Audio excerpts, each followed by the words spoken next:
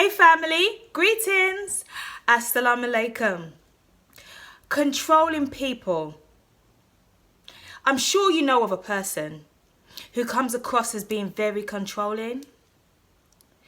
And none of us really like to be controlled by people. And the level of control that I'm talking about is those who are often in a position of authority. It could be a parent, it could be a teacher, it could be a minister, it could be a pastor, it could be a police officer, people in positions of authority over others. Sometimes can be very controlling in a way that is quite negative, whereby they plot and plan to try and exert control over you in a way that's unhealthy. Some people who fall into this category of being controlling will literally map out in their mind a game plan, almost like a chess game, to steer you in a certain direction so that you can remain under their control.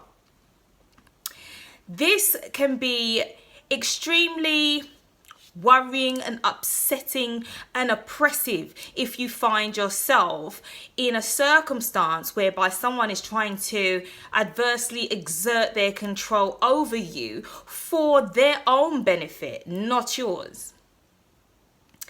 People who do this often have environments where they have it as their outlet, the space that they can go into this personality of being a controller.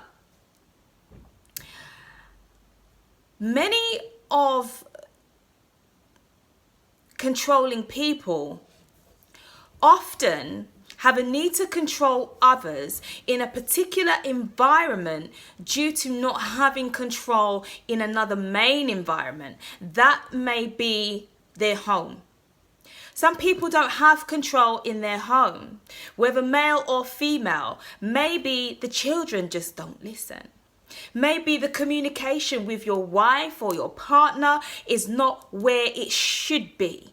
And therefore there is a feeling of loss and there's a feeling of a lack of control in that main environment, whereby that controlling person may feel that, this is the environment that I should be able to exert control over and feel empowered in, but they don't. So when they're in places of work or places of worship, they take that as their place to overcompensate for the other places and areas in their life that they just don't have any control over. And that is very frustrating to them and very upsetting to them. And that's why some of you who may feel that you're, if you like, I don't like the word, but a victim of somebody wanting to negatively exert their control over you, will feel as though you're being attacked and set upon, because this is the environment where they can express and offload by being controlling in a harmful way.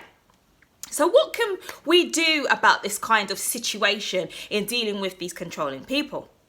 Well, the first thing to do is to confront them in a non-threatening manner, but in a manner that is firm. You have to stand your ground and pick your battles.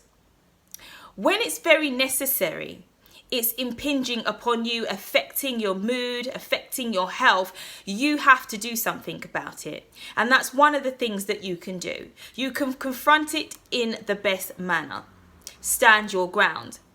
Another thing that you may want to do is the reverse of that. Sometimes when you are in environments that are extremely toxic, the best thing that you can do is to actually leave that environment. But that's not always an option depending upon where that is. So be very aware about yourself and the effect that the controlling person is having on you, and do what you can do to control how you react to that. Those are the two things, the two choices. It's kind of fight or flight that you can do when faced with controlling people. Stand your ground or take yourself out of the environment. So I thought I'd share that with you today, and let me know if you've been in that kind of situation and what you employed. What did you do to make that situation better? Please share that in the comments, because it's a case of each one teach one. But to have understanding of controlling people is key for you being able to move forward in how you choose to deal with it. So think about it and take care.